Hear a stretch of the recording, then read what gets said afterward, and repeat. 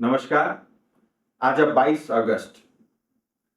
अगस्त गोर्खा जातिको निम्ति एउटा ऐतिहासिक दिन,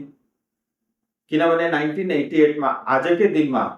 गोर्खा एकॉर्ड साइन भएको थियो र आजकै दिनमा सिलिगुडीमा माननीय भारतका गृहमन्त्री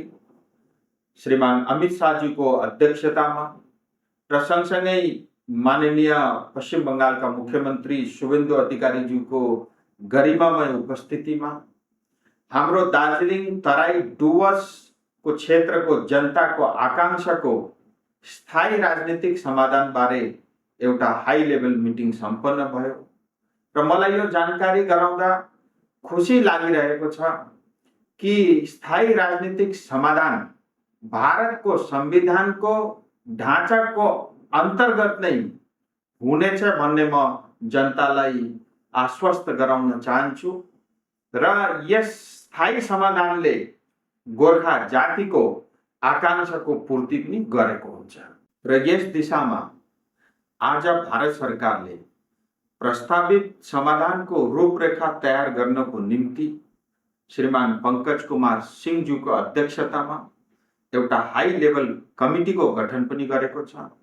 र यस कमिटीले आउँदो केही महिना भित्रै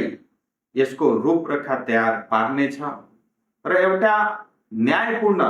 समाधानले हाम्रो क्षेत्रको जनताको आकांक्षाको पूर्ति गर्नेछ र हाम्रो आइडेन्टिटी क्राइसिसको मुद्दालाई पनि सम्बोधित यसले अवश्य गर्नेछ। हाम्रो माटो युवा पिँढीको भविष्य र हाम्रो राजनीतिक अधिकार पनि सुनिश्चित गर्नेछ र हाम्रो भावी पिँढीलाई आफ्नो शिर ठाडो गरेर बाँच्ने अवसर पनि प्रदान गर्नेछ र हाम्रो यो चिर प्रतीक्षित मुद्दालाई व्यक्तिगत रूपले चासो लिनु भएकोमा म माननीय गृहमन्त्री श्री अमित शाहज्यू प्रति हार्दिक आभार प्रकट गर्दछु र म हाम्रो क्षेत्रको जनतालाई आश्वस्त गराउन चाहन्छु।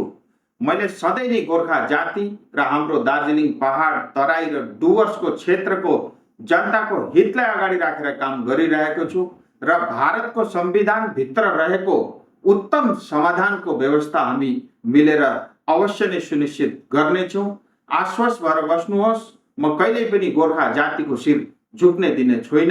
जय हिन्द, जय भारत, जय गोर्खा।